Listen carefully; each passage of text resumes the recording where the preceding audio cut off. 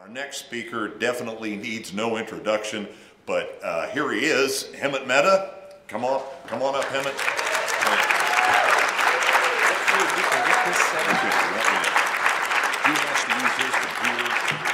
Give me like 2 seconds to set this up.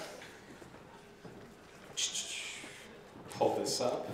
There we go. Hi, my name is Hemant. This is like an hour-and-a-half presentation that I'm going to boil down to 30 minutes. So along the way, you are going to say, wait, I know a person you forgot to include. And the answer is, you're right. There's a reason for that. But I'm going to try to get through because I want to answer this question. Is atheism the last taboo in politics? And 2 things about this that I think everyone in this room is probably aware of. One is that politicians, by and large, have always been reluctant to call themselves atheists, even if they probably are. Are you with me on that? Okay, the other part of that is changing. And it's changing faster than you might think. And if this is a room full of atheists, that may even surprise you when you see the numbers, how fast this is changing. And I want to say, this is not even me advocating that we need more atheists in politics, because all of us, I'm sure, those of us who are politically active in any way, we've all voted for religious people, like even in presidential elections. It happens a lot. And I'm fine with that, because there are plenty of Christians and Muslims who support church-state separation and align with my values. So I'm not even saying I need there to be atheists in politics. But it would be nice, and it's really nice for one specific reason, just to the person next to you, name the most famous atheist you can think of.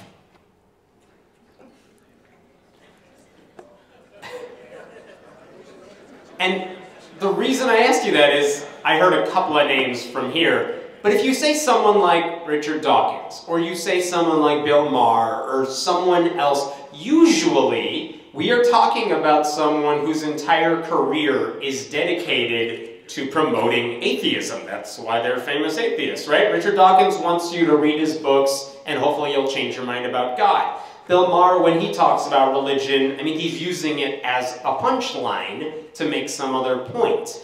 And I mean, you could do this no matter how we're talking, no matter who you're thinking about. Professional atheists are trying to get you to be atheists. But here is the reason I think it would be nice to see more atheists in politics. Politics may be the highest profile job where you could see someone who is identified with a particular ethnicity or religion or non-religion or any identity you want. They're associated with it, but they're not there to advocate for it. So when you see a Muslim in Congress, or a trans person in the state legislature, or a bisexual senator, they're not there to promote that stuff, but that visibility makes a huge difference to a lot of people. And more importantly, think about this. If you saw an openly atheist member of Congress, the reason that's important is because suddenly you have someone who, if you like their political positions, here's someone in a position of power who's doing a lot of stuff that hopefully you like. Oh, and that person's an atheist. Like, oh, I like that. That's not as bad as I thought. And that's not something Dawkins can pull off. That's not something Bill Maher can pull off, or whoever you're thinking about, because they have a vested interest in getting you to change their mind. So I want to see more atheist politicians, because I think that could do more to get rid of that stigma that we all know about when it comes to atheists. And I want to show you this picture. This is a cover of the New Republic magazine. It says, "The Last Taboo." And if you can't read the bottom, it says, "Politicians keep saying we should inject more religion into our public life. But what we really need is a healthy dose of atheism." Cool. All right, I'm with you on that. Guess when that magazine cover is from? Last month? Last year?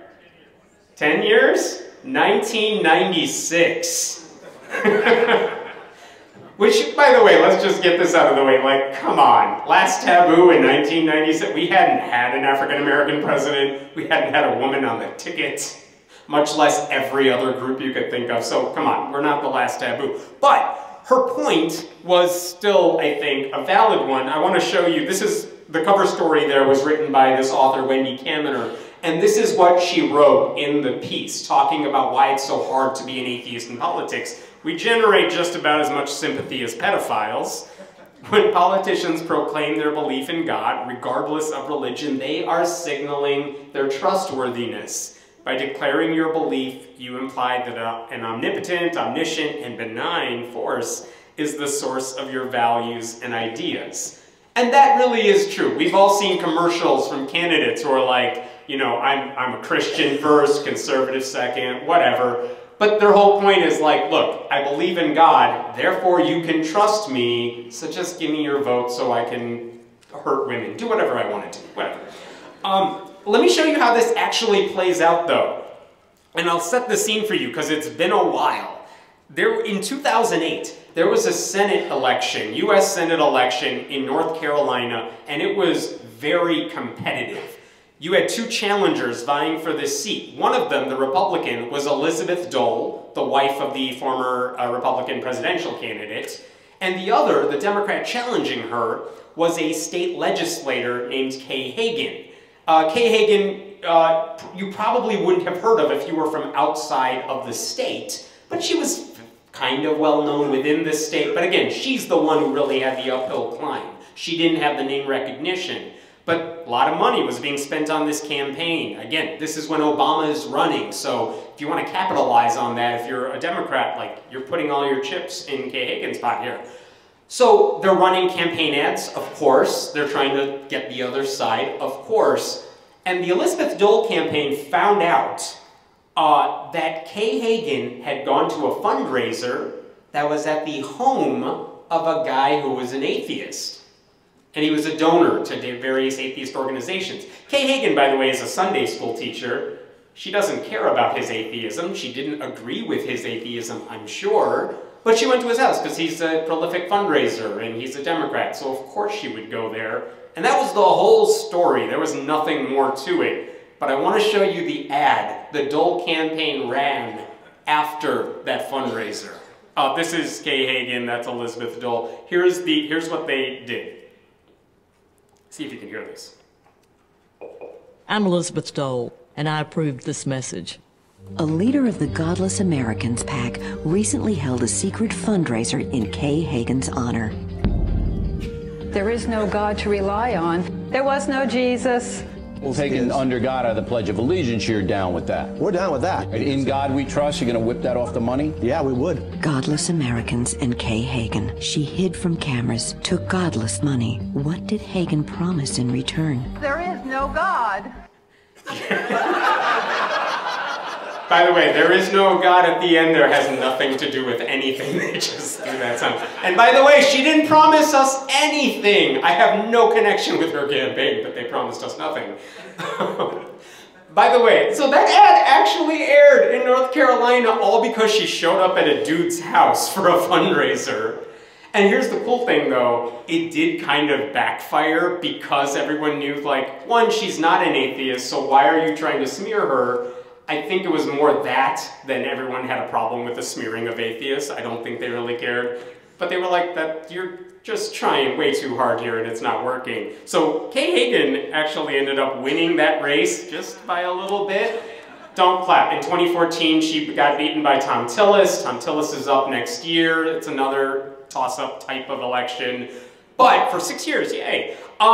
But anyway, the point is, that is what happens. If they find out you're an atheist, or you're connected to an atheist, that is like easy opposition smear campaign just waiting to be written, right? So, like, this is what Kaminer was kind of talking about. If you're even associated with atheism, they're going to use it against you.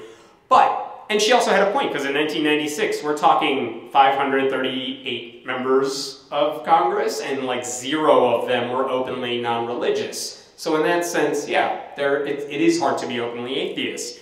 But this changed in 2007, because this guy finally announced publicly that he was not religious. This is Pete Stark. He was a sitting member of Congress. Not just a random member either. He's a guy who sat on the House Ways and Means Committee, so powerful, money-connected position. He's a guy who was the chair of the Health Subcommittee. He was part of Democratic leadership. And the Secular Coalition for America, which is a lobbying group that works for church-state separation and things like that on Capitol Hill, they basically ran a contest saying, we wonder who the highest-ranking elected politician is anywhere in the country who is openly non-religious. Like, best case scenario, Dick Cheney is secretly an atheist and we don't know about it. That is also the worst case scenario. But also, what if we find out that the highest ranking atheist is like a local dog catcher? I mean, if nothing else, that would prove our point. That like atheists are unelectable and that's something we need to overcome. So they ran a contest and they said, if you know someone who's atheist and they're willing, like we're not gonna out somebody, but if we'll ask them and if they're willing to come out, like we'll give you money if you can identify that person. And a couple people mentioned this guy and he was not on anyone's radar. And the Secular Coalition asked him like, are you an atheist? He's like, no. Then do you believe in God? No. Okay, well, what do you call yourself? He said, I'm a Unitarian, but I don't believe in a higher power. And the Secular Coalition is like, yeah, okay, we'll take that. Can we say that out loud? Because, like, we don't want to make things bad for you. And he's like, yeah, I mean, do whatever. I mean, everyone who knows me knows that about me, so it's not that big of a deal. So they said, hey, Pete Stark, he's a non-theist. That's the word they used. And what's amazing is, like, according to Pete Stark, he didn't really face any backlash for that. Like, he was surprised as anybody that anyone cared, and he was surprised that he got so many positive messages, but he was very surprised he got very few negative messages, too. And part of that is he's a Democrat who was in a safe seat, so he wasn't worried electorally, but he was just surprised by the reaction. So, cool! Like, taboo broken, right? One member of Congress is now openly non-religious, so that's something. Yay! He's not in Congress anymore, though. I know. And by the way, I don't know if you know this, have you seen this guy before? Eric Swalwell. He ran for president for 3 minutes a couple months ago. He is, if you've seen him on MSNBC at all, like, he's awesome in terms if you're a progressive. He's been great. He's been going after Trump. He was big during the Mueller investigation talking about it. He primaried Pete Stark in that district. He was AOC before AOC existed. He primaried out Pete Stark in 2012. And get this, if you like this guy, get ready to be disappointed. Because in like 2011, on the 10-year anniversary of the 9/11 attacks, the Republican-dominated House did a resolution that "In God We Trust" is like our national motto, and that's a great thing. And it was like everyone voted for that resolution, except for like 9 people. Pete Stark, our guy, was one of those 9. And Eric Swalwell in 2012 used that against him. Do we trust Pete Stark to represent our views? Here's what he said in that little post there on his candidacy website. The 15th Congressional District deserves a member of Congress who's in touch with its people, can work with others, and can honor our national motto. Like, dude, come on. I will say, that's not the reason Swalwell won the primary. He was a younger candidate, he was a good candidate, he was very open about his being progressive. This isn't the reason he won. But dude, come on, what are you doing there? So anyway, Swalwell won, and now Pete Stark in 2012, he's out of Congress, we're down to 0 members of Congress who are openly non-religious, except in 2012, this woman got voted in as a US Congresswoman. That's Kyrsten Sinema, a representative from Arizona. And when she was running, the word on the street that I heard was that she was also non-religious. And I saw a lot of articles when especially after she won her primary, saying, we're about to get an atheist in Congress. We're about to get a bisexual woman in Congress. And she's like, well, yeah, I am bisexual. Like, it's not the biggest thing that identifies me, but I'm not going to hide that. And they're like, oh, and you're an atheist too. And she's like, what? No, what? And actually, after she won the election, I actually wrote to her campaign staff and I'm like, hey, now that she's a congresswoman, is she an atheist? Like, she hasn't talked about it, like, at all. And this is what they wrote back to me. She believes the term non-theist, atheist, or non-believer are not befitting of her life's work or personal character. Like, dude, you could have said no. I would have taken that instead. Like, dude, run us over with a bus. But that said, when she got sworn into Congress and John Boehner's doing the swearing in, she's swearing in on a copy of the Constitution, which is pretty cool. And then she ran for Senate last year, and she beat Martha McSally. And when she got sworn in, Mike Pence she was holding like another law book and another copy of the Constitution. And also she's just badass right there. So that's awesome. But also she wants you to know she is not an atheist.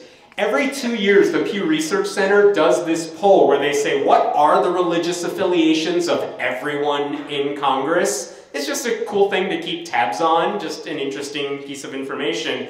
And that year, when they released their data, and you could see like Christians at the top and all the breakdowns of how Christian, what type of Christian you are, check that out. There's the category for unaffiliated. There's one member. It's Kirsten Sinema.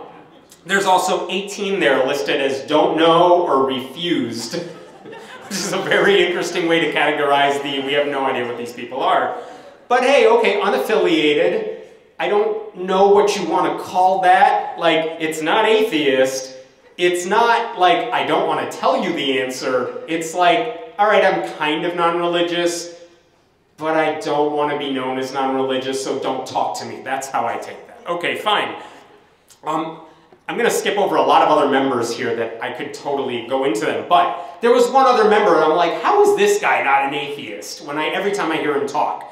Barney Frank, he was in Congress for a long time. He retired a few years ago and I was like, surely this guy who is openly gay and openly progressive about everything, how is he not an atheist? And then I saw him on Bill Maher's show, and I'm going to play this clip because I want to see if you could see what I saw, which is to say, I think he's an atheist now. You know, you were in a fairly safe district. You were not one of those Congress people who have to worry about every little thing. You could come on this show and sit next to a pot-smoking atheist and it wouldn't bother you. Which pot-smoking atheist were you talking about here? Oh, you are liberated. Woo. No, I regret I had asked my governor to appoint me to a Senate seat. He decided not to. And I was looking forward to having my husband, Jim, hold the Constitution, not the Bible, and affirm, not swear, that I was going to be a wonderful senator. You would have been a wonderful senator. Okay, you heard that, right? So I was like, okay, he's an atheist, but now he's retired, so I don't know how much that counts. And then he came out with a book, a memoir, and he's like, the media reached the conclusion that I had come out as an atheist. In fact, I am not an atheist. You're retired and he's doing this. Oh, his basic explanation was he's culturally Jewish and he doesn't want anyone to think he's anti-Semitic by like discarding that label. So he calls himself Jewish, that's what he is for that Pew survey, and that's why he never came out as an atheist. But like, okay, my point is here, do you kind of agree where Wendy Kaminer was coming from? Like, there is this taboo that even some of the most progressive members of Congress are afraid of saying the word atheist. Like, this has existed for a really long time, and these are just a handful. Again, it's a long presentation, I don't have to go into everybody. But this also has ramifications, because when atheists are not in Congress, and you feel like atheists can't get elected to Congress, it becomes this self-fulfilling prophecy like, well, we can't run an openly atheist candidate because he or she can't get elected. And I don't like that unelectable like trait. Because they said that about Obama until he won, and suddenly, oh, your race isn't really an issue when it comes to electability. They're saying it about Elizabeth Warren now. Like, I don't know if a woman could win the presidency, even though one got 3 million more votes. Like, you're unelectable until someone gets elected, and then it changes. But for a long time, this has been the idea that I've heard: atheists can't get elected to public office. That would change if you started seeing some of the ones who are in Congress say, oh, I'm an atheist. Oh, hey, I just got reelected. And it's like not a big deal. It will help. It will go a long way. And here's the thing. This is now starting to change. So this is actually, I want to show you this before I move on. This is a Gallup survey, different organization, but they ask every 4 years, they say, hey, it's a presidential election year. Would you vote for someone from your preferred political party for president if that person were a blank? And then they fill it in, like, would you vote for a black person in your party? And everyone's like, yeah, why wouldn't I? I'm not racist. And like, that number has gone up over the years. Would you vote for a woman? Yeah, sure, why wouldn't I? And here's atheist. We're at the bottom of their list. This is 2012. And this was actually a cause for celebration. Do you know why? We're at 54% electability there. We got a majority for the first time in that survey ever, and that was exciting. But anyway, here's how things are changing. I want to show you this guy. This is Jared Huffman. He's in Congress now. And last year, he said, you know what? I'm going to say this out loud. I am openly humanist with a lowercase h, whatever the hell that's supposed to mean. But he did say, I don't believe in God. And you know what? That's fine. And I support everyone who does believe in God. I'm a politician, of course.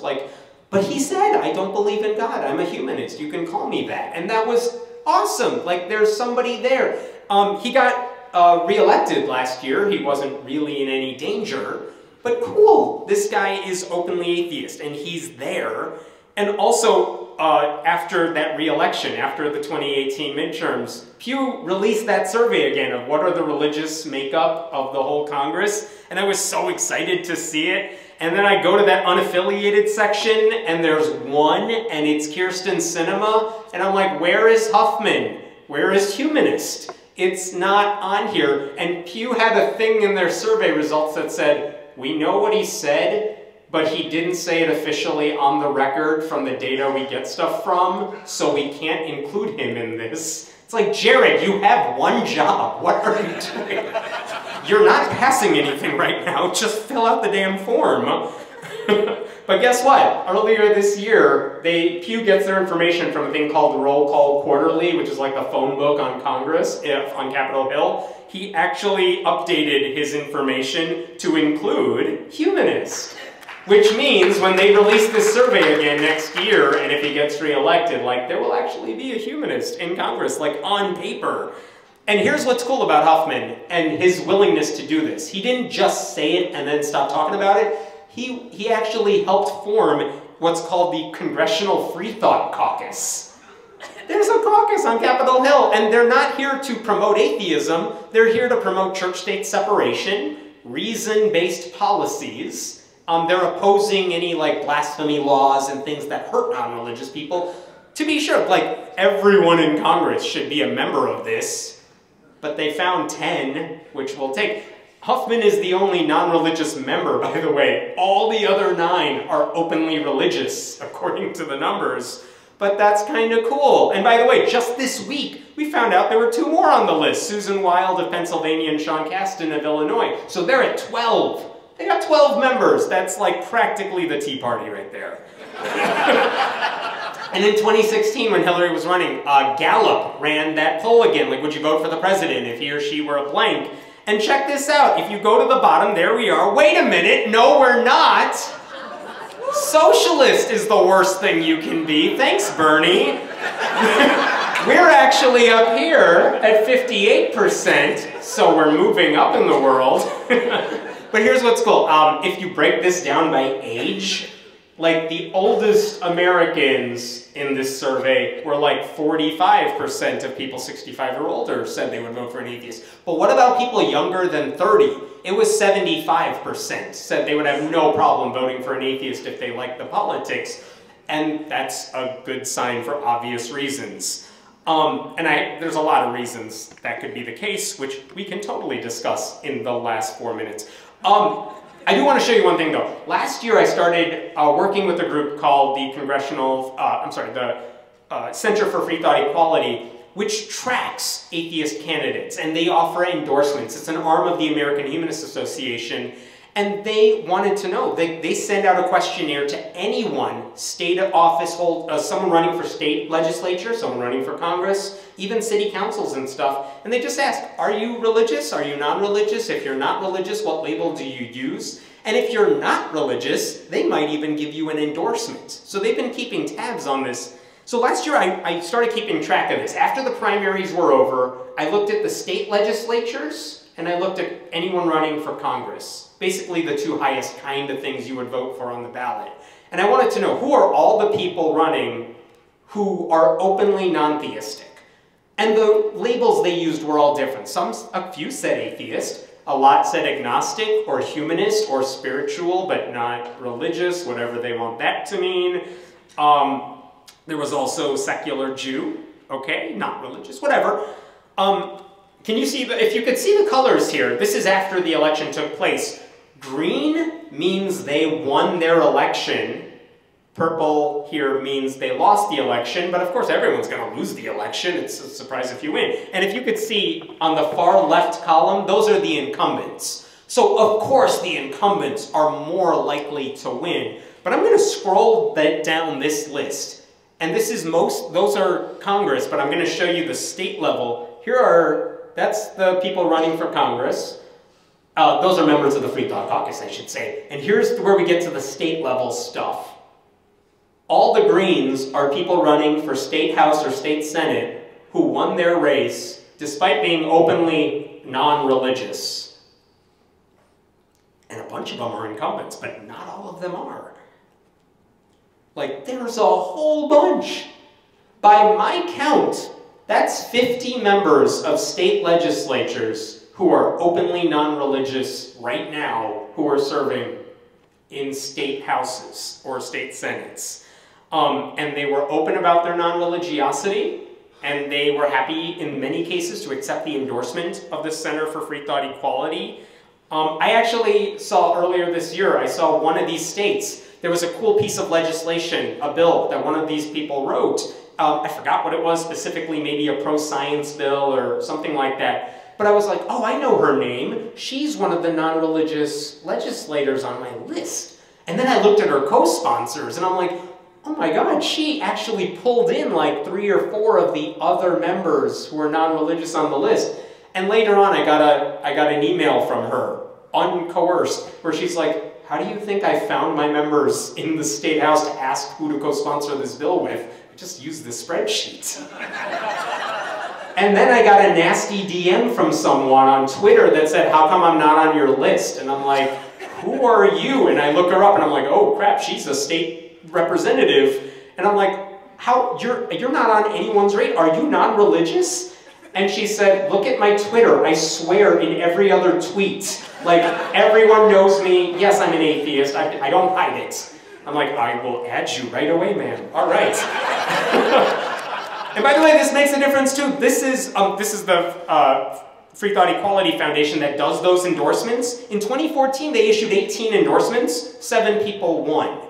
Which again, most people are going to lose. So the fact that 7 won is big. 2016, they did 61 endorsements. 44 people won. And in the 2018 midterms last year, 291 endorsements of people who said I'm non-religious and their platform seemed like the good values, and 68 of them won. Can you imagine what it's going to be in 2020? That's huge. Just last month, the Democratic National Committee, they did this thing, they met up, this is the National Party, and the thing you may have heard in the news is they decided that they're not going to do debates on single issues. Like the DNC is not going to run a climate debate. And then CNN's like, all right, just bring them on our channel and we'll do 7 hours of climate talk. Okay, fine. But people were like, the Democratic National Committee passed this resolution, we are not going to do single issue debates. That got all the attention. They also passed that same day this resolution regarding the religiously unaffiliated demographic. And if you skip the whereas clauses and move to the bottom, like the actual stuff that counts, here's what they said. Therefore be it resolved, the Democratic Party recognizes the value, ethical soundness, and importance of the religiously unaffiliated demographic, and a bunch of other stuff. And that religiously unaffiliated Americans are a group that, as much as any other, advocates for rational public policy based on sound science and universal humanistic values and should be represented, included, and heard by the party. Like, that's awesome. Like, yes, that's the least you could do, but yes, that's great. Like, thank you for listening and acknowledging my existence, but I appreciate that. That's more than you've ever done. What was the reaction, do you think, from conservative websites to this? Fox News had a field day with this. They brought on their resident pastors and all, and they're just like, well, we kept telling you the Democrats were a godless party, and look at what they're doing now. And to that, I would just say, first of all, if you think this is a raving endorsement of atheism, come on. But also, let me paraphrase Pete Buttigieg here. They are always going to call Democrats godless, no matter what they do. So it's to the party's advantage to, like, go ahead and just do the right thing. Like, why are you holding back? But okay, I'll leave you with this. What can we learn from all the stuff I'm talking about? One is, if you are ever running for office, and you should, I believe there are 520,000 elected seats in the country. And all of us, even if you're politically engaged, you pay attention to maybe several hundred of them. Like, yeah, Congress, Capitol Hill, everything, and maybe your state legislature, but like 400,000+ seats are city councils, school boards. If you're talking about all that, you should run, because I promise you, when Christians get together, they are leading sessions on how to make you run. So, like, please consider it. But if you are in that position where you're running for anything, I would hope you're not going to hide away from your non-religiosity, but you don't have to let it define you. And let me give you an example of this. Last year, I saw this woman running for state senate in Nebraska. And Nebraska's the weird state where they only have senators. They don't do, it's the unicameral one. So everyone gets to be a senator if you make it. She was running for one of those seats. And, okay, fine, she's a candidate, she's running, whatever. Her local district had a profile of her and the other candidate she was running against. And this woman's name is Megan Hunt. And in the little profile, like the sidebar about like the basic details of Megan Hunt, it said, what's your religion? Faith. Atheist.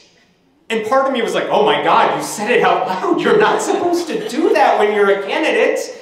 But she just said it, and then no one cared. Like, no one asked her about it. And if they did, she's just like, well, yeah, I don't believe in God, but let's talk about what I'm going to do for the roads and what I'm going to do for the people. And yeah, that's the right answer. You're not here to advocate. You're not at this convention to advocate for stuff. You're there to be a legislator. And she's talking about that, and she won. And I asked her later, I'm like, how did this not hurt you? And I want to quote exactly what she told me. She said, take the air out of the balloon. Don't center the issue. And she said, I would give the same advice to religious people running for office. Like, don't hide from it. That's who you are. But you don't have to make it the central point of your campaign, and don't let anyone do that for you against your will. So that's awesome. 2, everyone I've mentioned here, they are Democrats. All 50 of the people I showed you in that spreadsheet, in case you were wondering, they are all Democrats. And just a thing to point out, because this is not a partisan speech, but we are non-existent in the GOP, and they don't seem to care. When I was doing that spreadsheet, and I was just basically, I found one guy who turned out, I saw him write a letter to the editor in his local paper, and he sounded like an atheist. And I reached out to the guy, I'm like, are you an atheist? And he said, yes. And I'm like, are you really a Republican? And he said, yeah. And I'm like, do people know this? And he said, everyone who knows me knows I'm an atheist. I'm like, okay, but can I say this publicly? And he said, it's fine. And he had no idea, because as far as I can tell, he was the only person in state level or higher who was an elected Republican who was an atheist. His name was Brandon Finney from New Hampshire. And then within like 3 months, he's like, I can't be a Republican. And he left the party and he became a libertarian. And then last year when they had their elections, this Brandon Finney, when they had their elections and he's the third party on the ballot, that didn't go well and he lost like with like 0.5% of the votes, whatever it was. He's no longer in state legislature, which means we are down to 0 open Republican atheists, as far as I can tell.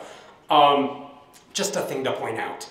We don't vote, none of us. We don't vote like we need to, and this is something we need to fix. This is from PRRI, which does a lot of polling. But the blue lines on the graph, the taller ones, that is the percentage of the adult, that's how many non-religious people there are in the general population. So yeah, we went from like 14% of the American public in 2000 to like 25% of the American public now. 25% of Americans are non-religious. Cool, that number seems to be going higher and higher every time they do a survey like this.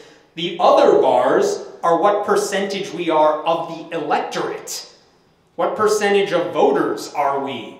We're only, like, we may be 22% of the population, but we were only 12% of voters in 2014. I think it was roughly the same number in 2016 over there. But the fact is, as non-religious people, we don't vote as a group at all. Evangelical Christians, white evangelical Christians, punch above their weight. Like, they're a rapidly decreasing member of the American population, and yet when it comes to voters, when it comes to voting and exit polls, they make up a huge percentage of voters. Like, we need to get on that. Last thing I'll leave you with here. Ask questions. This is for all of you, especially in a place like Kentucky, and especially if you're from a neighboring state. You are going to see a lot of candidates come through. Like, imagine you live in Iowa right now. Like, you can't go a day or go to a coffee shop without running into a presidential candidate. But here's what you can do to help, even if you're not going to run for office yourself. When they come by, and if you go to a rally, if you get an opportunity to question any candidate, whether it's for state office or president or whatever, ask them about values that matter to us as a group. Things like, what are you going to do about church-state separation?